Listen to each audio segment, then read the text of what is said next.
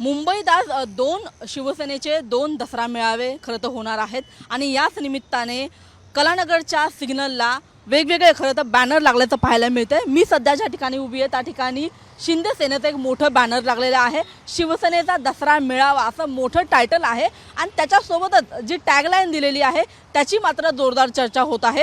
सोनं विचाराचं देऊ घेऊ मनसोक्त, भगवे विचार आणि भगवस रक्त अशी जी टायटल आहे ती आपल्याला शिंदे सेनेच्या बॅनरवरती पाहायला मिळते।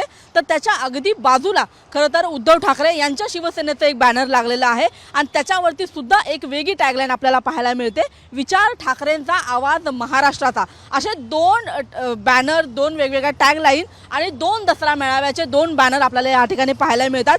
खरं तर आपल्याला माहिती आहे की मातोश्रीच्या अंगणामध्ये नेहमीच बॅनर वॉर होत असतो आणि आज देखील दसऱ्याच्या निमित्ताने दोन शिवसेनेचे दोन बॅनर आपल्याला या ठिकाणी पाहायला मिळतात।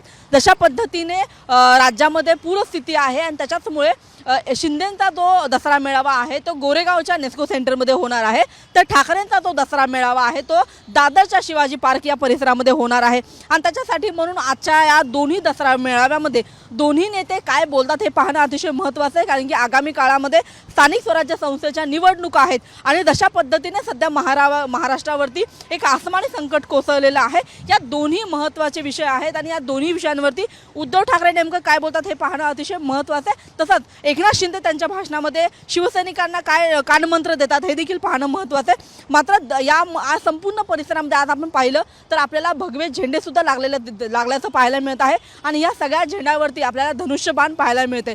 कुठेतरी जेव्हापासून शिवसेनेमध्ये फूट पडलेले आहे तेव्हापासून कुठेतरी एकमेकांच्या विरोधात बॅनर लावणं असेल, झेंडे लावणं असेल, हे वारंवार घडताना आपल्याला पाहायला मिळतं आणि आज देखील जेव्हा दसरा मेळावा आहे शिवसेनेची एक परंपरा राहिलेली आहे आणि तीच परंपरा जपत असताना मात्र त्याच्यामध्ये कुठेतरी वाद आपल्याला पाहायला मिळत आहे। पुन्हा एकदा एकमेकांना डिवसण्याचा प्रयत्न खरं तर या माध्यमातून केल्याचं पाहायला मिळत आहे। कॅमेरामन प्रवीण चव्हाणसह मी रुपाली बडवे, साम टीव्ही, मुंबई। आता isakal.com आहे देशातील नंबर 1 ची मराठी न्यूज वेबसाईट। प्रत्येक अपडेटसाठी isakal.com ला नक्की भेट द्या।